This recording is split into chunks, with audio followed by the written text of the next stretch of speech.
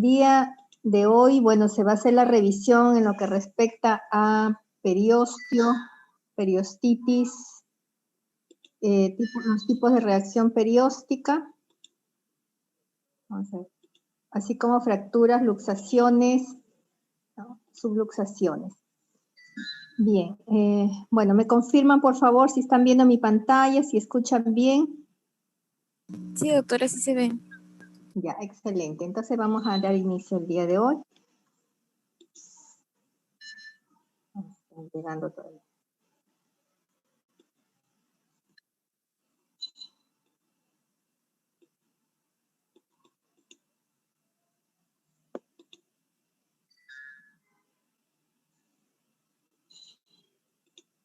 Bien, los objetivos de la clase de hoy día son precisar la utilidad de los diferentes métodos de ayuda al diagnóstico por imágenes en la periostitis, revisar los conceptos de reacción perióstica, tipos y diagnóstico diferenciales, y también los conceptos de fracturas, tipo y utilidad de los métodos de apoyo al diagnóstico.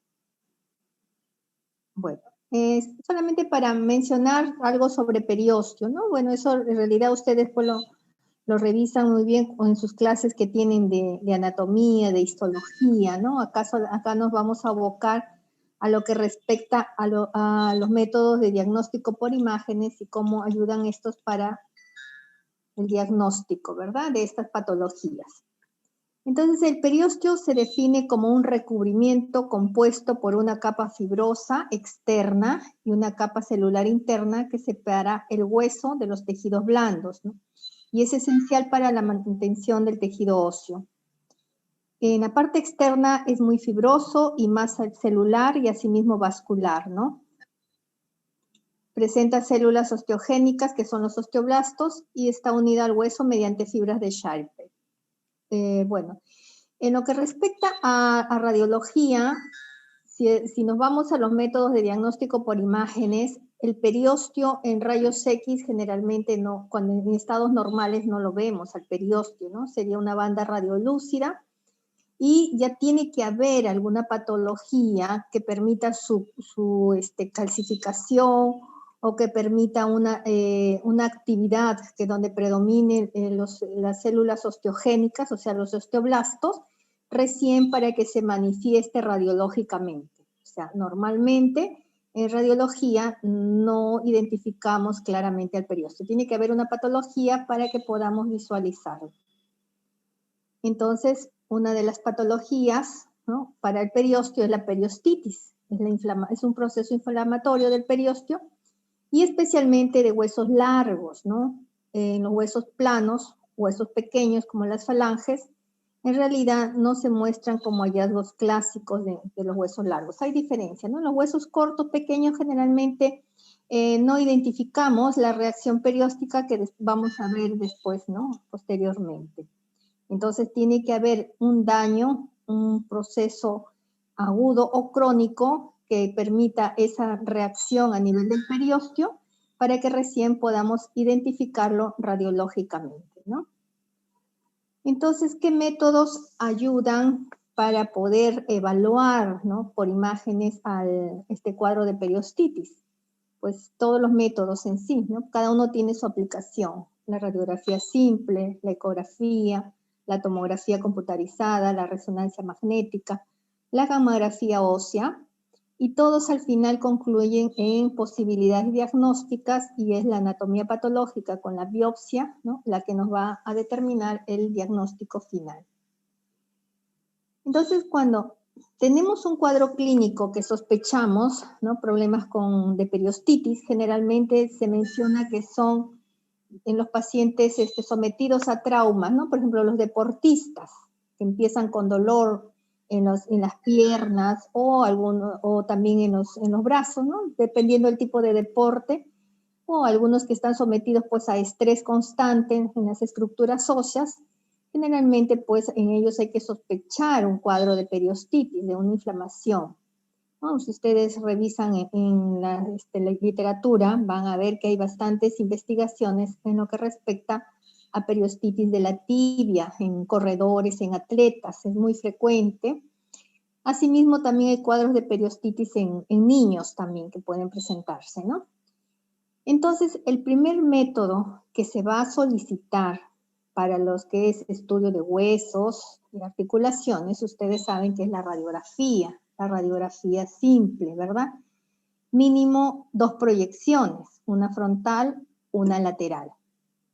Si sospechamos patología de periostio, entonces es importante que se mencione que tiene que tener técnica para partes blandas, porque a ustedes les interesa evaluar, ¿no? El periostio, esa fina línea radiolúcida que está rodeando acá, ¿no? A toda la cortical del hueso, está allí. Entonces, normalmente en estadios normales no lo vemos, ¿no? Y lo identificamos, ¿no? Entonces decimos, pues, radiológicamente no se detecta alteraciones periósticas. Pero es importante entonces recalcar que la técnica que se debe utilizar en la radiografía simple es una técnica con bajo KB, ¿no? El bajo KB va a permitir, kilovoltaje, ustedes se acuerdan de la clase, ¿verdad? Entonces, más miliamperaje y bajo KB permite entonces identificar más los tejidos adyacentes, ¿no? al tejido óseo, ¿no? Tejidos blandos, y también podríamos identificar mejor si hay algún problema de reacción perióstica. Bueno, ¿cómo ayuda la ecografía? En realidad también hay bastantes investigaciones donde mencionan que la ecografía tendría valor en el diagnóstico de las periostitis, sobre todo en niños, ¿no? En niños es muy fácil identificar reacciones periósticas, los cuadros de hemorragia perióstica o interrupción de la cortical, ¿no? En pacientes adultos también, pero a veces tenemos las limitantes, pues, de que ya está osificado, ¿no? O a veces hay calcificaciones o lesiones en los tejidos blandos, también que no nos permite el adecuado pasaje, pues, de las ondas mecánicas, que son el ultrasonido. Se utilizan, pues, transductores lineales de alta frecuencia, ¿no? Más frecuencia nos permite evaluar mejor, pues, los tejidos blandos. Entonces, aquí identificamos, vemos la línea hiperecogénica, ¿no? De la estructura ósea que va a corresponder a la zona cortical.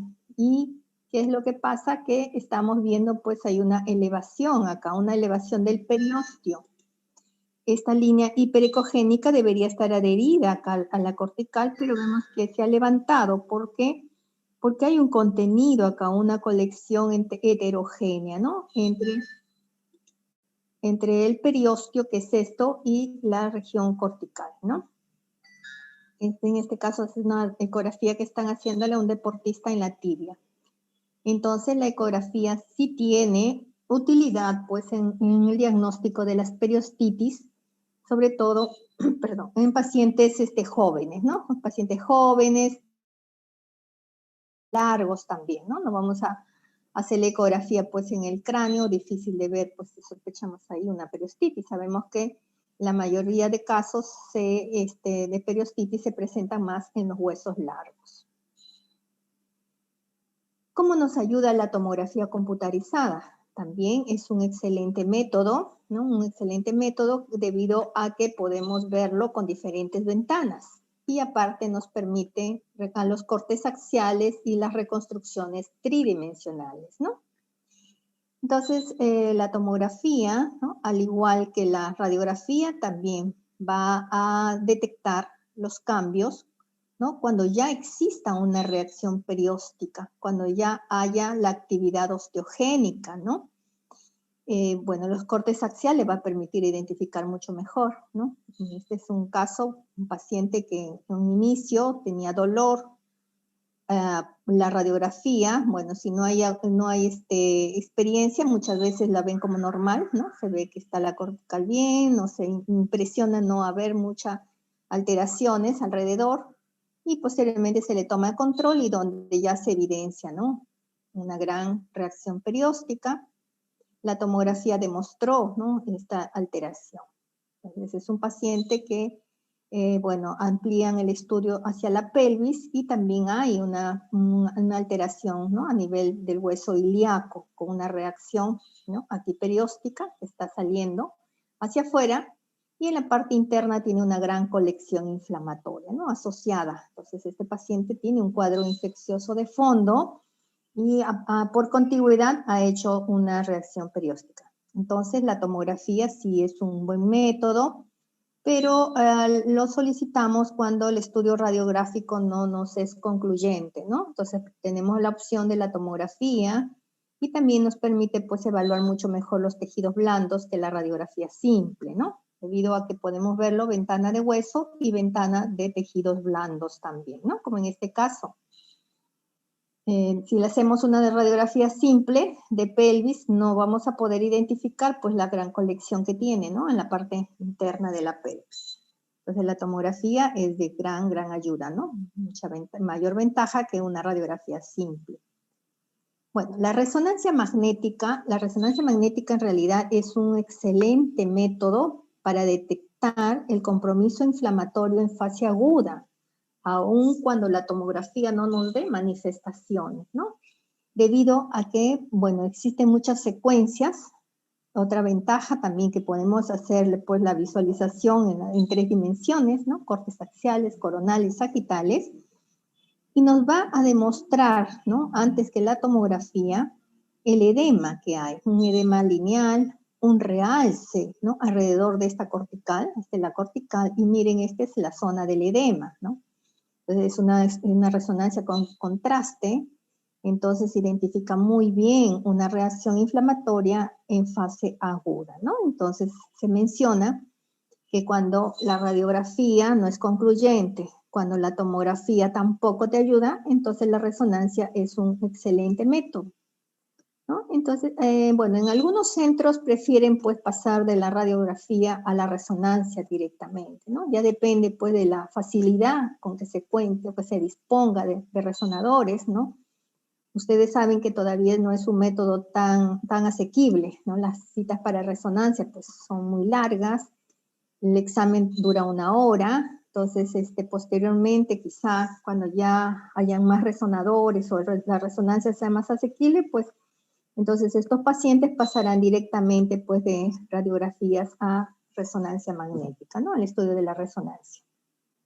Entonces, como pueden ver en esta imagen, pues se identifica claramente, pues, ¿no? Miren el realce, ¿no? Que tiene allí, ese edema, esa hiperintensidad que está rodeando la cortical, y eso nos demuestra, pues, que hay un cuadro de inflamatorio, ¿no? Una periostitis. La gammagrafía ósea, bueno, la gammagrafía ósea es también un excelente método, es altamente sensible, pero poco específico. Aquí utilizamos, pues, radioisótopos, ¿no? Es un fármaco que se llama MDP, que son difosfonatos, se unen al tecnesio 99M, que es un radioisótopo, se inyecta por vía endovenosa al paciente y posteriormente se le hace su scan, ¿no? Scan gammagráfico. Bueno, lo ideal debe ser que el examen se realice en un estudio dinámico o trifásico, que quiere decir que el paciente se le inyecta bajo cámara, ¿no? El paciente está acostado, la cámara está allí, se inyecta endovenoso y se le va haciendo un barrido en fase angiográfica. Luego viene la fase de pool sanguíneo, luego viene la fase tisular y posteriormente, ¿están esperando? Y posteriormente ya viene la fase ósea o tardía, que es a las 2 horas. Entonces, en periostitis, la fase angiográfica y la fase de tejidos blandos generalmente son normales, ¿no? Y ya la tercera fase, que es la fase metabólica, ya evidencia una captación, ¿no? Una captación del radiotrazador en forma lineal y alargada. ¿El problema cuál es? Que es poco específica. También esta captación podría verse en un paciente que tiene fractura, ¿no? Fractura lineal. Entonces ese es un problema.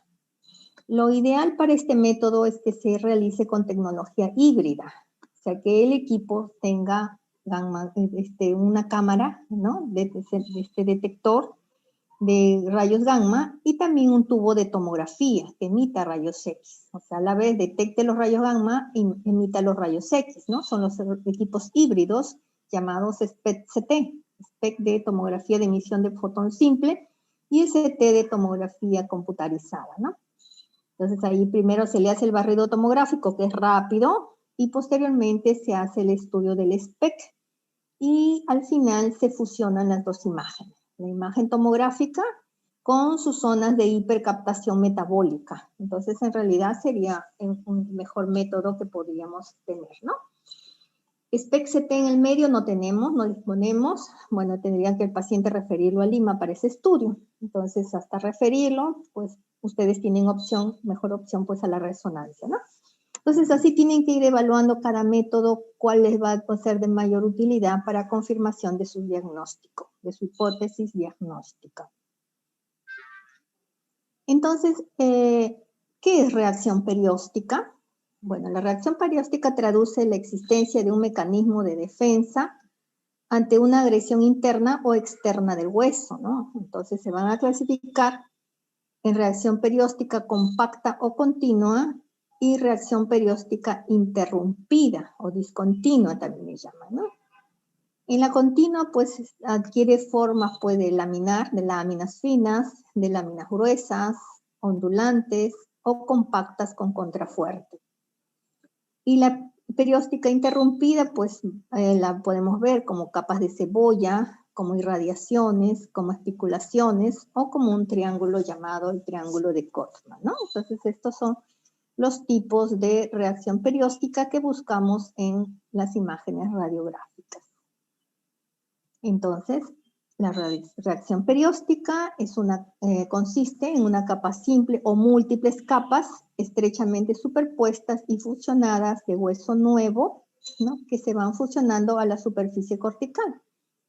O sea, en realidad, radiológicamente, vamos a identificarlas como un engrosamiento de la cortical, ¿no? Y nos parece un engrosamiento de la cortical, ¿no? Porque habíamos mencionado que, pues, el periósteo generalmente no lo vemos, ¿no? En estadios normales. Bueno, si el crecimiento es lento, generalmente es indoloro, el paciente no lo identifica, salvo cuando ya se palpe pues una masa, le toman la radiografía y ahí vamos a visualizar que hay una reacción perióstica. Para ser visible radiológicamente, primero tiene que calcificarse. Es un proceso que puede tardar de 10 días hasta 3 semanas. Imagínense entonces el gran periodo para que se puedan identificar con la radiografía, ¿no? Entonces, si ustedes quieren detectarlo antes de 10 días o 3 semanas, pues le piden la resonancia o le piden la gamografía ósea en 3 fases, ¿no? Sería de gran ayuda, sobre todo nos piden bastante en el hospital, ahí hay servicio de medicina nuclear, bueno, está suspendido por esto de la pandemia, pero cuando funciona el servicio, pues sí, los traumatólogos solicitan bastante gamografías óseas en 3 fases, ¿no? Para detección temprana de esos cuadros inflamatorios. En los procesos benignos tiene un carácter homogéneo, uniforme, independientemente del tiempo de formación y de la intensidad del estímulo, ¿no? Entonces, dependiendo de las características, se van agrupando, pues, ¿no? En las continuas o discontinuas. Y bueno, todas las patologías que dan reacción perióstica, como ustedes pueden ver, son múltiples, ¿no? Los traumatismos, hemofilias, infecciones, inflamaciones como artritis, neoplasias. Hay de causa congénita, fisiológica en el recién nacido, metabólica, osteoartropatía hipertrófica, acropaquias, enfermedades tiroideas, hipervitaminosis A. También causas vasculares como una éstasis venosa, ¿no? Todas esas causas en realidad pueden dar reacción perióstica, ¿no? Y en la infancia también, ¿no? Hay causas benignas y causas malignas. En las benignas hasta un 35% puede ser fisiológica. Entonces, ¿qué lo caracteriza? Pues a una afectación simétrica de las diáfisis durante los primeros 6 meses de vida. Por eso es importante en los niños, cuando soliciten ustedes radiografía por alguna sospecha de patología inflamatoria, debe solicitarse el estudio comparativo, comparar siempre. Si piden si le duele pues, la pierna al niño, la pierna derecha, ustedes tienen que solicitarle radiografía bilateral, ¿no? De ambas piernas para comparar, siempre se compara. Si ustedes no hacen comparativa, a veces hay falsos positivos pues, de fisuras o de compromisos inflamatorios cuando en realidad pues son los cartílagos de crecimiento a veces, ¿no? Entonces hay que tener mucho cuidado y en los niños siempre comparar. Entonces estamos viendo acá que la reacción perióstica fisiológica debe ser simétrica, ¿no? De las diáfisis durante los primeros 6 meses de vida. También una causa benigna, el síndrome del niño maltratado también, ¿no? Entonces a veces tenemos a pacientitos, ¿no? Donde hay la denuncia o la sospecha pues de niños que son siendo maltratados.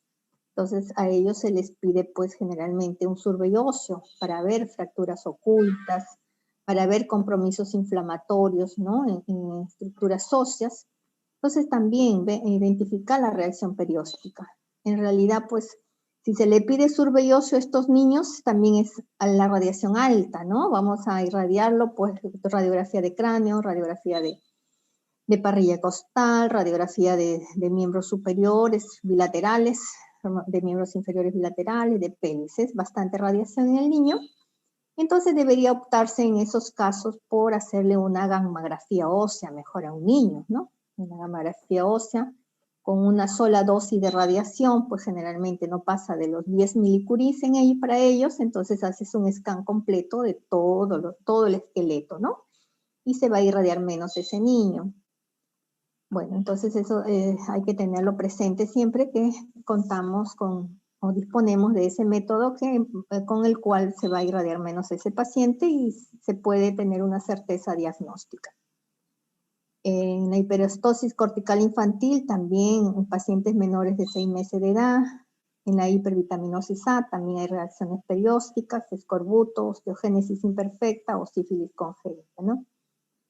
Y las causas malignas, pues osteosarcomas, metástasis de neuroblastoma, retinoblastoma o leucemias agudas, ¿no?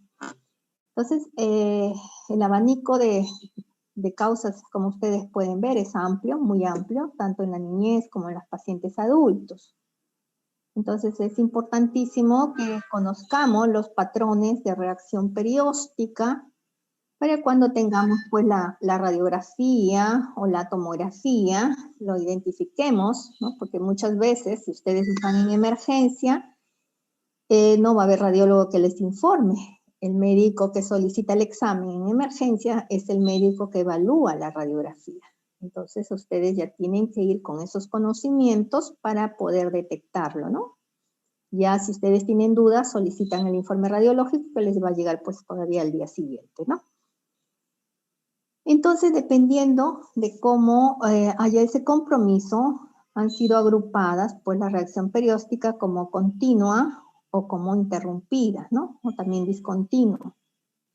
Entonces, las continuas pueden ser sólidas, ¿no? Una sola compacta, puede ser ondulante, pues, según la forma que quiera, ¿no? Forma de ondas, una laminar simple, o sea, como que se ha separado una fina línea, ¿no? En cambio acá se ve como gruesa, una sola gruesa.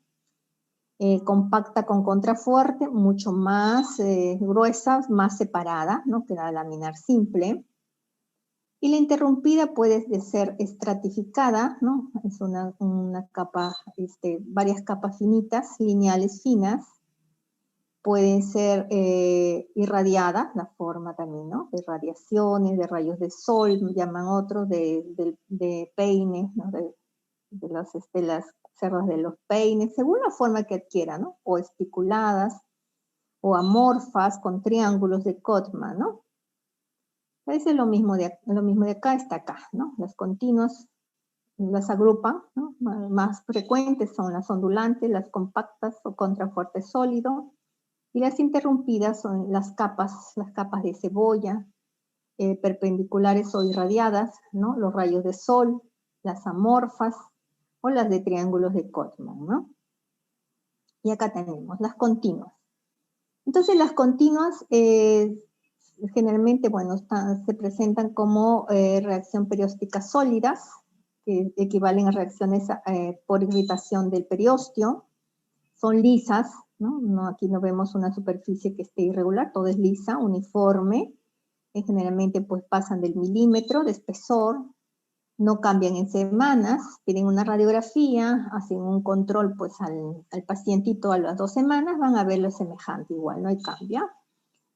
y pueden verse en patrones como laminar fina, es una fina línea. Entonces, si vemos laminar fina, hay que sospechar que sea por un granuloma eosinófilo o un osteoma osteoide.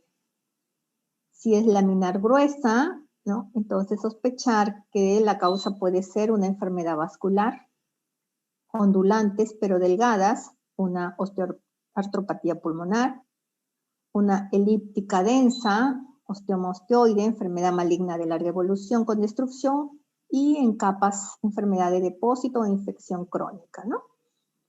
En realidad, miren, hablar de reacción perióstica continua, generalmente la mayor patología o la mayor parte de las etiologías son procesos benignos, inflamatorios o neoplásicos, ¿no? Pueden ser infecciones crónicas, como estamos viendo, pero también hay algunas causas también que pueden darnos reacciones periósticas continuas, también de etiología maligna, pero son en menor porcentaje. En cambio, cuando son interrumpidas, pleomórficas, entonces orientan mayormente a que sean procesos con sospecha, ¿no? De procesos malignos. Pero también hay procesos benignos, ¿no? Como la osteomielitis aguda. En realidad la osteomielitis aguda es la que le da todos los patrones, ¿no? Y entonces siempre cuando nosotros tenemos una radiografía, una tomografía con una reacción perióstica, entonces siempre planteamos ese diagnóstico diferencial en radiografías o en tomografías. Y ahí sí es importante, pues, el cuadro clínico. Cuando ustedes evaluaron, hicieron la clase de tumores, de lesiones óseas focales, ustedes vieron la importancia que tiene conocer la edad del paciente, ¿no? Conocer las otras características, y el cuadro clínico es muy, muy importante, ¿no?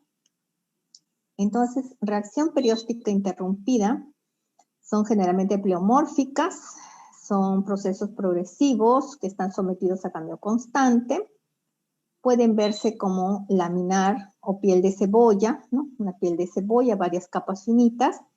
Entonces, esto generalmente pues, se ven en la osteomielitis aguda o también en tumores malignos como osteosarcoma o sarcoma de Ewing, ¿ve? Entonces, es muy, a veces difícil en realidad ser tan concluyente y decirle, ¿es osteosarcoma o es osteomielitis? El patrón podría ser semejante, ¿no? Si lo vemos desde el punto de vista de reacción perióstica. Otra es la irradiada o sol naciente, ¿no? Sol naciente se ve en osteosarcoma, sarcomas de Ewing, condrosarcoma, fibrosarcoma, leucemia, metástasis, también la osteomielitis aguda. Las amorfas, bueno, en realidad tienen todas las formas o no tienen forma definida, se ven en los tumores malignos, ¿no? Los depósitos pueden corresponder a extensiones tumorales, hay una gran respuesta perióstica y lo asociamos generalmente con los osteosarcomas, ¿no? En este caso acá, este sería una amorfa, ¿no? No tiene, en realidad pueden encontrar especulaciones, triángulos de Codman, compromiso de tejidos blandos, entonces ya nos habla más pues de reacciones periósticas amorfas, ¿no? Entonces sospecha de malignidad. El triángulo de Codman, también anteriormente más se decía triángulo de Codman igual sarcoma, pero actualmente hemos visto que el triángulo de Codman también se puede presentar en una osteomielitis aguda, también en una fractura, ¿no? Una fractura que estaba oculta, no la veíamos y de repente se toma la radiografía y se vio que tenía un triángulo de Codman, ¿no? Pero es triángulo de Codman por la fractura, ¿no? Que ya empezó a dar una reacción perióstica, todo el proceso del callo, la formación del callo óseo, ¿no? Entonces, miren, esta es una característica, ustedes ya lo han visto en las lesiones óseas focales, cómo se va haciendo el enfoque de los tumores óseos. Bueno, acá en esta clase vamos evaluando las reacciones periósticas y que quede claro que los podemos encontrar tanto en procesos inflamatorios como en procesos neoplásticos.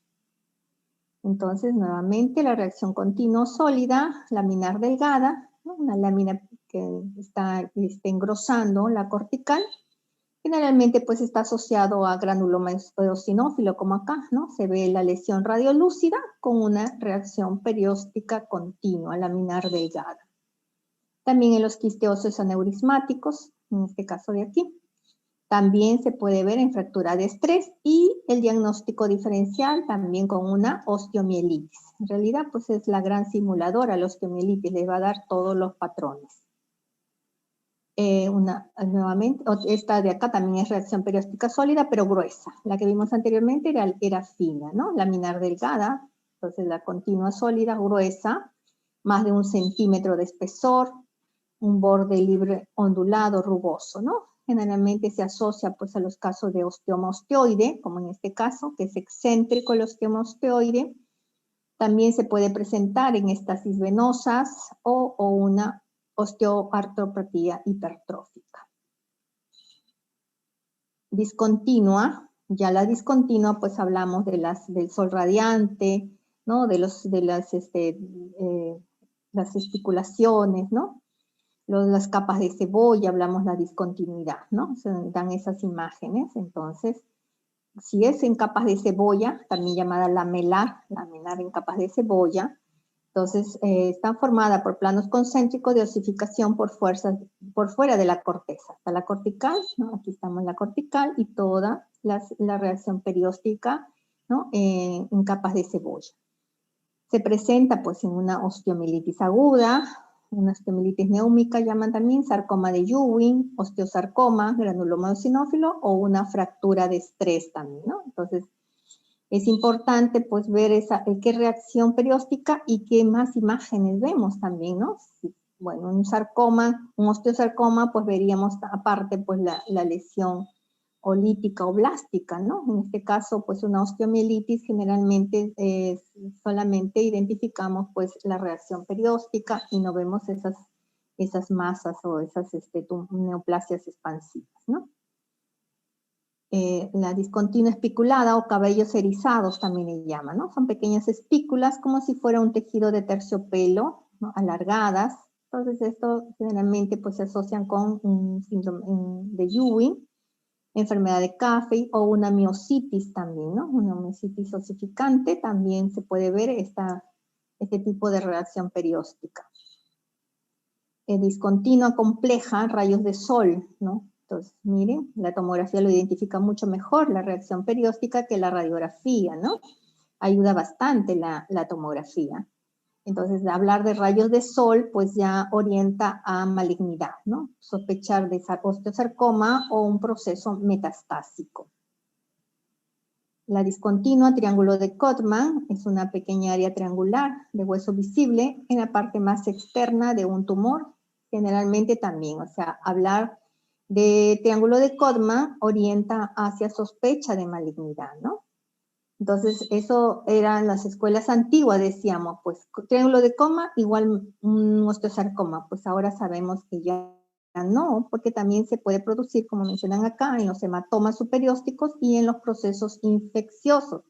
O sea, la osteomielitis también le podría dar reacción periódica en Codman. Bueno, hasta allí es lo que respecta a revisión de reacciones periósticas, ¿no? Esto, bueno, en la práctica ustedes ya tienen que ver más ejemplos, cuando lleven su práctica tumores, vean los tumores, también tratar de identificar con qué tipo de reacción perióstica se está presentando, ¿no? En lo que respecta a fracturas, ya tenemos el concepto que fractura es la solución de continuidad de un hueso, cartílago o ambos, generalmente secundaria a un traumatismo, ¿no? Y estamos viendo pues la radiografía donde existe esta solución de continuidad, ¿no? Total. Entonces, fractura es la interrupción de la continuidad de un hueso, o también llamado solución de continuidad de un hueso.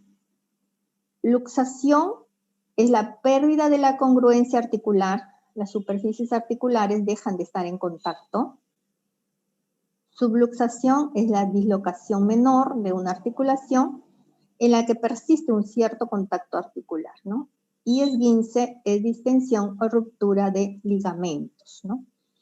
Entonces, bueno, cuando sospechamos fractura, el método que nos va a ayudar, el primer método que vamos a solicitar, pues es la radiografía simple. Es el procedimiento de primera elección, ¿no? Siempre una radiografía Entonces, cuando solicitamos un examen radiológico, debemos tener presente también las proyecciones, ¿no? Proyecciones adecuadas. Entonces, para huesos debe ser mínimo 2 proyecciones perpendiculares entre sí. Entonces, tenemos que solicitarle una proyección frontal y una proyección lateral. Es básico. Si a veces la proyección frontal o lateral no visualizamos, entonces hay otras alternativas como pedir pues una oblicua o una magnificación también, ¿no? Con una magnificada, ¿no? Si fuera una pequeña fractura donde no podemos visualizarla adecuadamente, bueno, aquí sí se ve, ¿no? Pero a veces no hay desplazamientos, nos impresiona por ahí una pequeña fisura, entonces podríamos optar pues por magnificarle, ¿no? Decirle la zona al tecnólogo que queremos que lo magnifique. Y bueno, y otra toma pues una oblicua de repente, oblicuar el rayo, ¿no? Incluir siempre 2 articulaciones, o sea, debe verse la articulación proximal y la distal, ¿no? Si ustedes sospechan una fractura de tibia, pues la radiografía debe incluir pues la articulación, ¿no? De la rodilla y del tobillo. Y eso también tiene que ser solicitado en la radiografía, porque pasa, pues se pide nada más, RX de tibia colocan, no colocan proyecciones, no colocan nada, no colocan diagnóstico, ni edad de paciente, nada. Viene la solicitud así, entonces el tecnólogo está apurado, él recibe la orden y dice tibia, toma tibia desde donde le parece y no incluyó la articulación. Entonces, tienen que repetir el examen, porque el examen para fracturas, ustedes saben que tiene que incluir las 2 articulaciones. Entonces, cuando soliciten, coloquen ahí. Descartar fractura diaficiaria de la tibia, se solicita radiografía frontal y lateral de tibia de la pierna, incluyendo rodilla y tobillo, ¿no? Entonces ya saben que tienen que ampliar, el tecnólogo ya sabe entonces que tienen que ampliar el foco e incluir esas 2 articulaciones, ¿no? Porque nos interesa, cuando describimos fractura, ver si hay compromiso del eje y si hay compromiso también de esa articulación, ¿no? Entonces, hay que solicitar adecuadamente el examen. Bueno, las proyecciones tangenciales para huesos planos también, ¿no? Sospechamos fractura de cráneo, fractura de pelvis, entonces podemos pedir proyección tangencial, ¿no? Y el tecnólogo ya sabe cómo tiene que oblicuar, cómo tiene que colocar para que dé esas proyecciones adicionales. Y bueno, y a veces si la radiografía le sale negativa, dice normal, no hay signos de fractura, entonces ustedes clínicamente dicen que sí, pues tienen una opción o lo controlan pues dentro de 2 a 3 semanas para ver si ya formó callito, o también tienen otro método como la tomografía, ¿verdad? La tomografía sí les puede detectar con más precisión, ¿no? Las lesiones, las fracturas, las fisuras, los desplazamientos. Entonces la tomografía les puede estudiar con mejor detalle las regiones complejas que no van a poder ser evaluadas adecuadamente con la radiografía, ¿no? Entonces, dependiendo de la complejidad del centro donde se trabaje, pues, por ejemplo, en el hospital que se cuenta con tomógrafo, llega un paciente, un politraumatizado, accidente de tránsito, pues no pierden tiempo con radiografía, directamente le piden tomografía, ¿no? Tomografía completa, ¿no? Si es un gran politraumatizado, pues desde el cerebro hasta los pies, y entonces con un barrido tomográfico que no demora ni 5 minutos, pues se evalúan todo, ¿no? Cerebro, tórax, abdomen, cuello, tórax, abdomen pélvico, ven ventanas de todas las ventanas y piden ventana ósea con reconstrucciones en 3D. Entonces imagínense la gran ventaja que tiene, pero bueno, es riesgo-beneficio porque ustedes saben que el paciente va a someterse pues a radiación, pero si el cuadro clínico lo amerita, pues sí, es justificable, ¿no? Tomarle la tomografía. Entonces la tomografía es un excelente método, tiene que ser solicitada con ventana ósea, con reconstrucciones en 3 dimensiones también para poder detectar, ¿no? La fractura y ver si existe o no algún desplazamiento o si hay compromiso de los tejidos blandos también, ¿no? Otro método que se dispone es la resonancia magnética, ¿no? La resonancia magnética en realidad va a ayudar más cuando hay fracturas óseas ocultas, ¿no? Ocultas en la tomografía, justificaría, ¿no?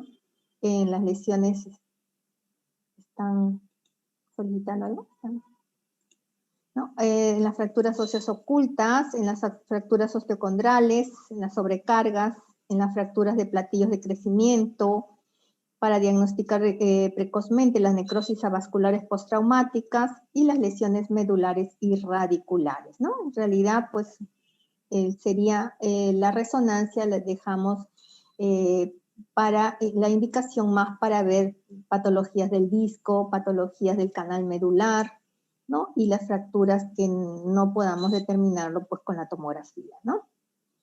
Entonces, otro método también que se puede utilizar es la gamografía ósea, ¿no? La gamografía ósea también les va a detectar fracturas por sobrecarga, diagnóstico de complicaciones de consolidación, pero como les mencioné al inicio, pues es altamente sensible, pero poco específica, ¿no? O sea, les va a demostrar que existen áreas hipercaptantes, pero no van a poder concluir si es una inflamación o si hay una zona de fractura, ¿no? Entonces, para diagnosticar fractura, pues no dejamos a la gamografía ósea en último lugar, ¿no?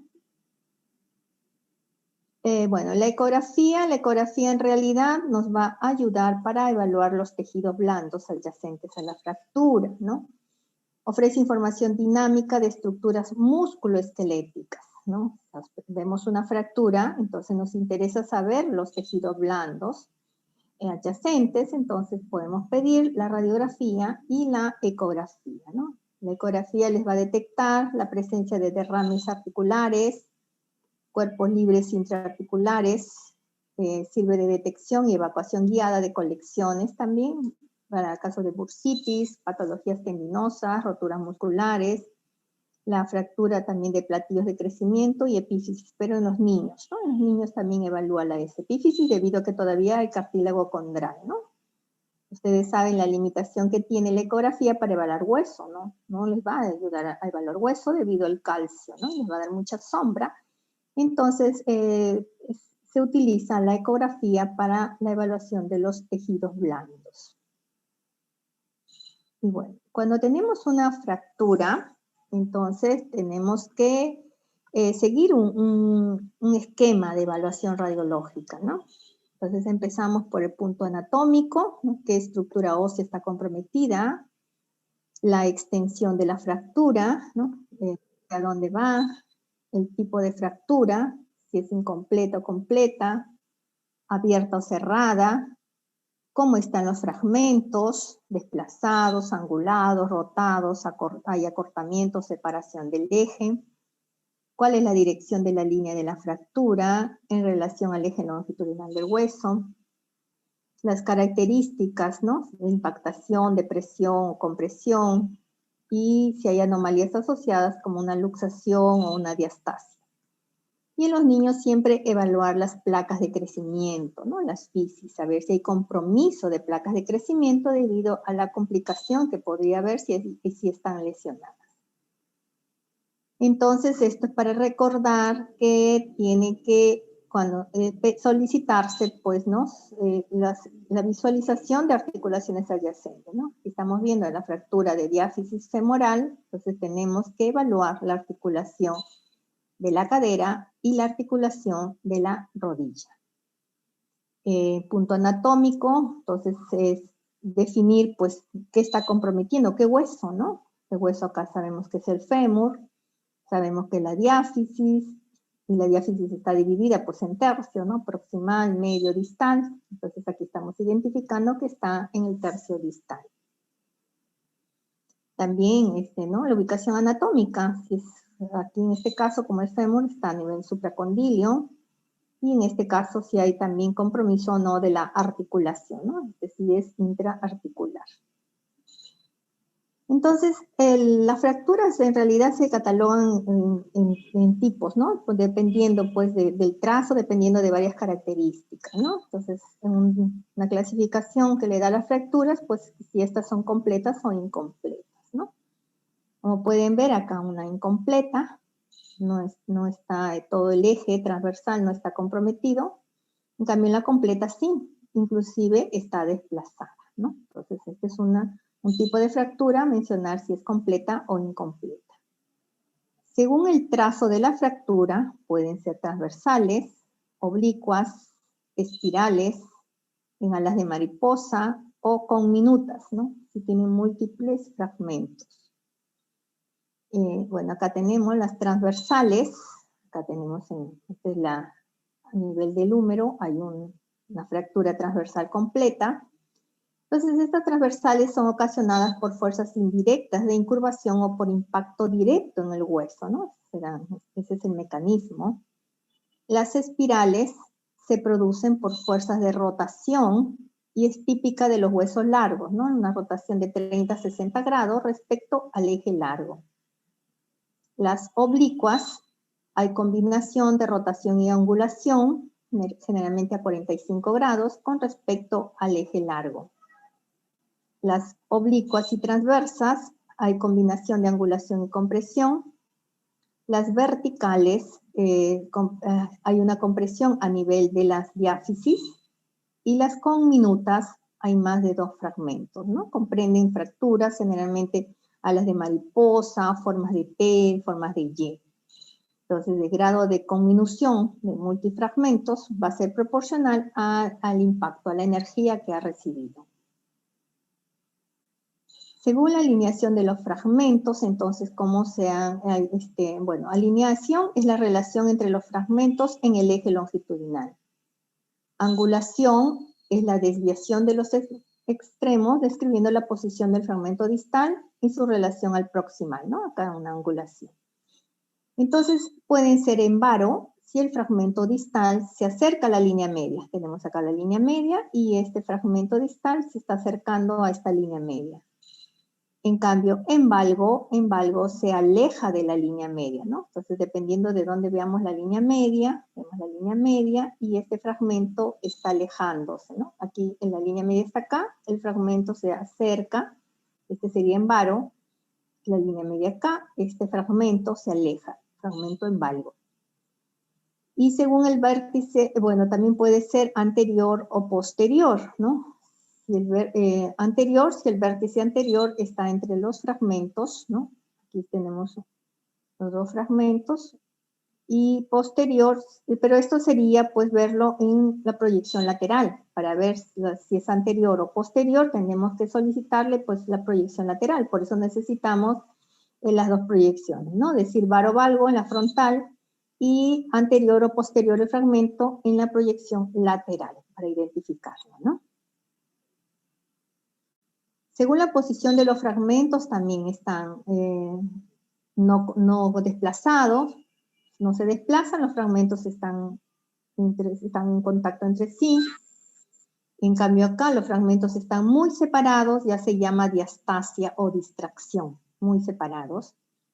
Acabalgados, uno se sitúa al lado del otro, hay acabalgamiento. Impactación, un fragmento se introduce dentro del otro. Y abulsión, el fragmento es arrancado, está totalmente fuera, ¿no? Generalmente, pues, es por roturas también asociadas a tendones o a ligamentos, ¿no? Por eso vemos un fragmento que está muy, muy separado. Según el compromiso de la piel, pueden ser cerradas o pueden ser abiertas, ¿no? La piel en la región de las cerradas, la piel está indemne, en abiertas hay solución de continuidad de la piel con exposición de fragmentos óseos.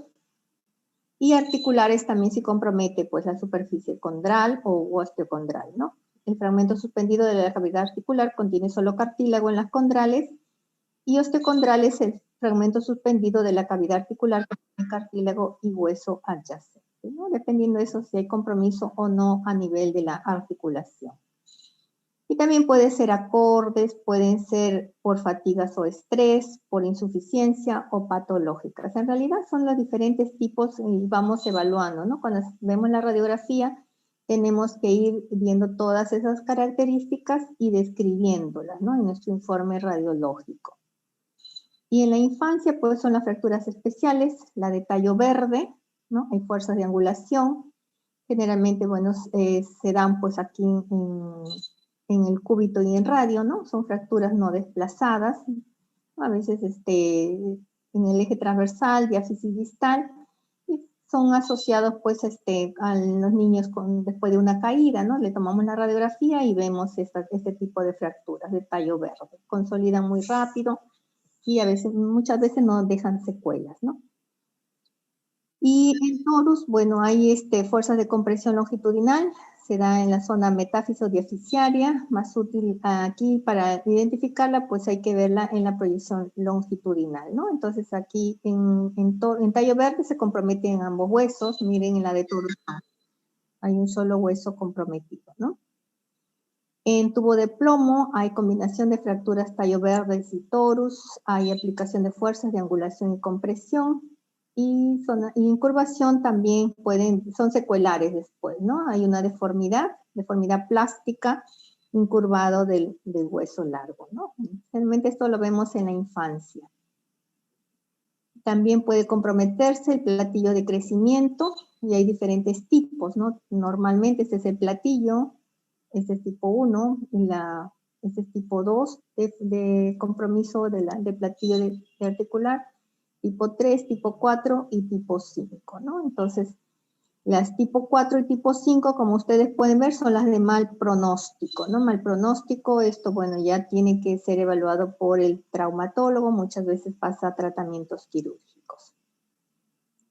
Y bueno, la curación de las fracturas, también hay fases, la fase inflamatoria, ¿no? Días a semanas, hay un hematoma primero, una necrosis, reacción inflamatoria con hiperemia, formación de tejido de granulación. En la fase reparativa ya empieza a haber proliferaciones celulares, empieza el callo blando primario con tejido cartilaginoso y el callo óseo con hueso inmaduro reticular, ¿no? En realidad, cuando hacemos el control de las fracturas, pues esperamos que ya esté en fase reparativa para evaluarlo con la radiografía, el callo óseo, ¿no? La fase inflamatoria en realidad no la detectamos, pues ahí tendríamos que pedirle pues un estudio de gammagrafía o de resonancia. También cuando ya está el callo óseo, sí podemos identificarlo pues en el estudio radiográfico, ¿no? Y bueno, la edad, los factores que influyen para curación de las fracturas, pues está la edad, estado de nutrición, inmovilización, vascularización de los fragmentos, separación de los fragmentos, componentes intraarticulares, gravedad del traumatismo, infecciones o lesiones neurológicas, ¿no? ¿Por qué mencionamos todo eso? Porque a veces hay complicaciones también con el proceso de consolidación de las fracturas. Un paciente que sufre fractura, bueno, se le solicita la radiografía, el traumatólogo pues realiza o la reducción o realiza pues a nivel quirúrgico si es necesario, y después nos pide radiológicamente los controles. Entonces en los controles ya tenemos que ir evaluando, ¿no? el proceso de curación de estas fracturas. Entonces hay casos, como en este caso, ¿no? Cuando hay una infección o hay algún proceso asociado que impide la correcta consolidación, ¿no? Y ya pasarían a ser las complicaciones también, complicaciones que las tenemos que evaluar radiológicamente, ¿no? Pueden haber consolidaciones retrasadas o la pseudoartrosis, ¿no? Le hacemos un control 3 a 4 meses y todavía hay fragmentos separados, fragmentos móviles, ¿no? Entonces, y tampoco hay formación de callo, o este es mínimo o es nulo. Entonces nosotros concluimos como complicación de la consolidación de la fractura, ¿no? Y la pseudoartrosis, pues las vemos más de 6 meses después de la fractura. Hay un proceso de curación, pero no hay un hueso neoformado. Se forma como una otra articulación, una pseudoartrosis, ¿no? Como si tuviera un compromiso, pues, degenerativo muy extenso. La consolidación defectuosa, pues, es una fractura consolidada con posición incorrecta de los fragmentos, ¿no? También es frecuente, nos llegan los pacientes, hacemos la radiografía y vemos pues unos callos groseros, están mal ubicados los fragmentos, pues tenemos que también concluir, pues, ¿no? Fractura de tal tipo con consolidación defectuosa, ¿no? También otra complicación es el acortamiento, ¿no? Hubo pérdida de hueso, generalmente en esas fracturas conminutas, multifragmentarias, entonces se consolidan, pero se ocasiona que un hueso esté más corto que el otro, ¿no? Por acortamiento de lo mismo. Acá fue la fractura, ¿no? Hay un callo ahí óseo, pero vemos la dismetría, ¿no? Este fémur está más largo que este fémur, ¿no?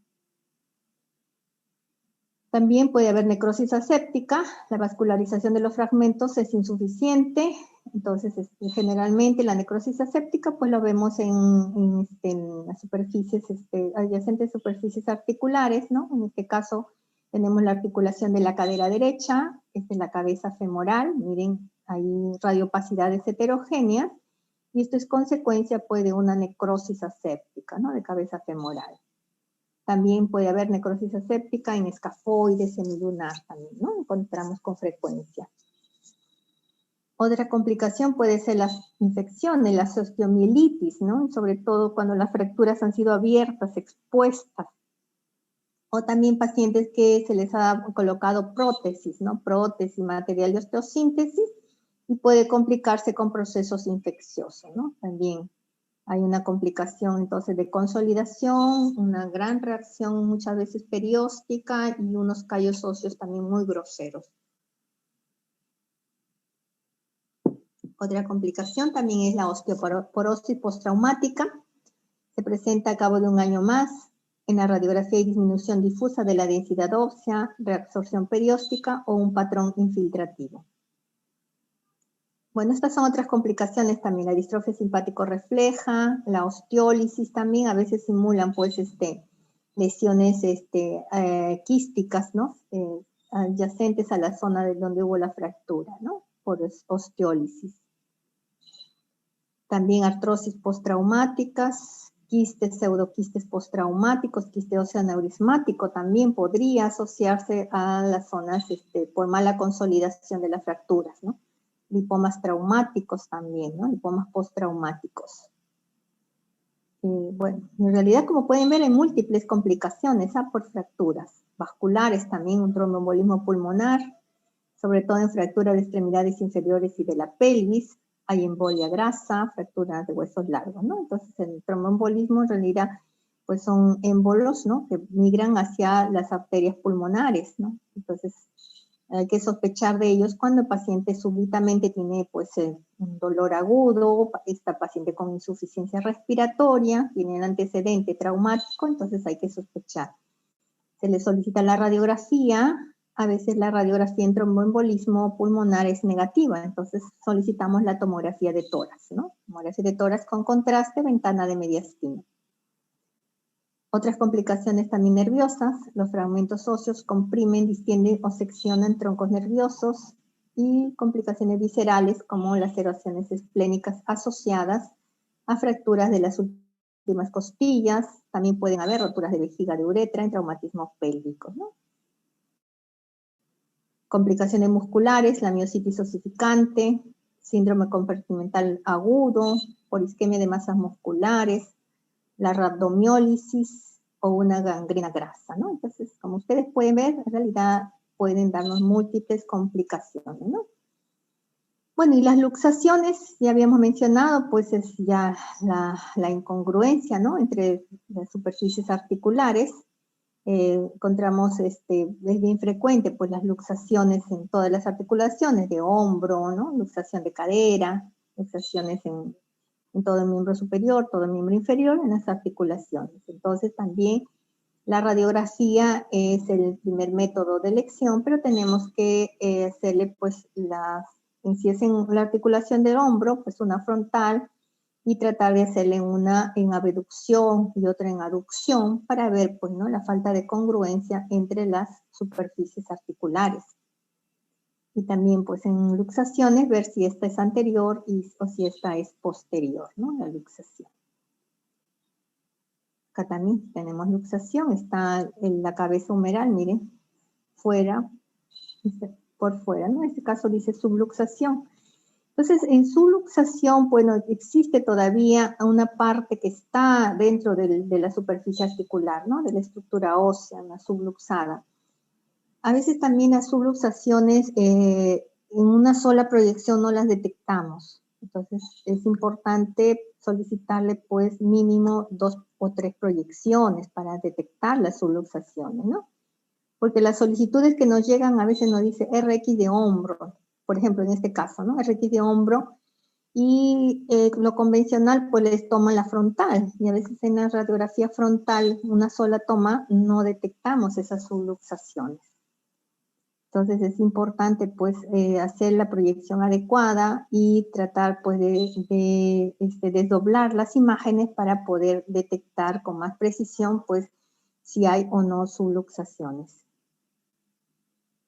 Bueno, también en tomografía se hace pues estudios vasculares, ¿no? Para ver la vascularización, y hay bastante problema cuando el paciente tiene artefactos metálicos, ¿no? Por ejemplo, pacientes que vienen a controles por fracturas expuestas, fracturas en donde le han puesto material de osteosíntesis, material metálico, entonces como tiene alta densidad nos da bastante artefacto, ¿no? Y la imagen tomográfica ya no es adecuada, ¿no? Ese es un gran problema que tenemos en tomografía. Imagínense, este paciente tampoco le van a poder hacer resonancia, ¿no? Esos implantes metálicos ya están contraindicados para un estudio de resonancia. Entonces tenemos ese problema, ¿no? Cuando le hacemos la tomografía a los pacientes que tienen con material de osteosíntesis. Y mucho más si aquí se le ha aplicado contraste, quiere ver la evaluación de la vascularización, ya tampoco no nos ayuda el método.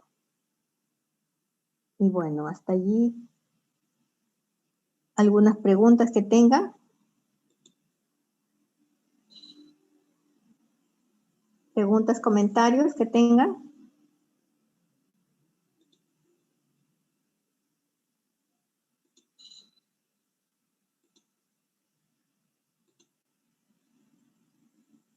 ¿Han hecho la parte práctica también? ¿Han visto fracturas?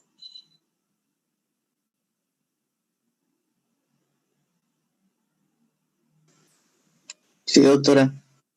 Sí, ¿no es cierto? Sí es frecuente ver las fracturas.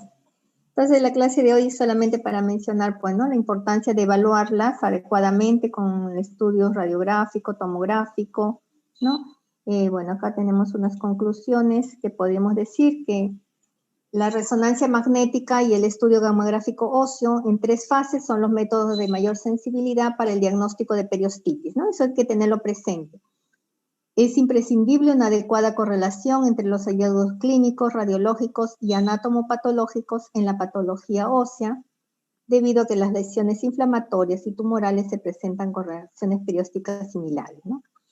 Y la resonancia magnética y la tomografía computarizada pueden proporcionar información adicional en lesiones traumáticas no visibles en la radiografía simple, debido a su naturaleza tomográfica, capacidad multiplanar y mejor contraste de tejido blando. Las imágenes de tomografía y resonancia solo deben interpretarse con la correlación con la radiografía, ¿no? Esto quiere decir que tienen que solicitar primero una radiografía, ¿no? Para lesiones traumáticas, fracturas, la radiografía es primero, ¿no? Ya ustedes evalúan, pues, la solicitud de la tomografía. Paciente que está ya con material de osteosíntesis, entonces la tomografía no va a ser un buen método debido a los grandes artefactos de densidad metálica. Tampoco le van a poder pedir a ese paciente resonancia, ¿no? Y tienen que evaluar con su radiografía simple, ¿sí? Doctora, pero yo había escuchado de otro docente que dijo que el material de osteosíntesis que se considera bueno, más actual, no era contraindicado para resonancia porque los materiales no son muy magnéticos, o sea, no influyen mucho en la resonancia. Bueno, claro, tendríamos que averiguar qué tipo de material se va a usar, pues, ¿no? Porque hay diferentes tipos. Entonces, tendríamos primero nosotros preguntamos al paciente qué tipo de material le han utilizado, ¿no? Tiene que venir con la solicitud, ¿son los ferromagnéticos o no? ¿No? Porque también, imagínate, si son esos materiales que te van a producir daño, pues no solicitarle la resonancia, ¿no? Generalmente, pues, tenemos bastante cuidado cuando nos llegan esos tipos de pacientes. Actualmente sí se menciona que hay material que está siendo más aceptable por los equipos de resonancia, pero hay que investigar bien todavía, ¿no? En realidad no sé si ha sido el radiólogo o traumatólogo que les ha mencionado. El radiólogo nos dijo que los materiales Bien. que contienen aleación con titanio, creo que nos dijo, si eran Puede aceptados para ser, resonancia. claro, puede, sí, seguramente, ¿no? Actualmente. Por eso tendríamos que averiguar bien qué tipo de material es y ver si se solicita o no la resonancia, ¿no? Pero en el hospital generalmente no le hacemos. Nos tiene que llegar ahí, pues, ¿no? ¿Qué tipo de material es? Así es. Bueno, ¿otra pregunta?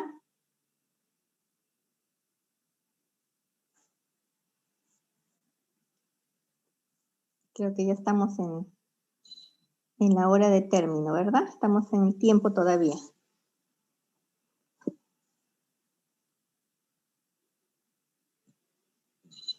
Bien, ¿alguna otra pregunta de los alumnos? Si tuvieran ahorita alguna pregunta, si no, daríamos por concluido el tema de hoy día. ¿Cuántos han asistido? 37.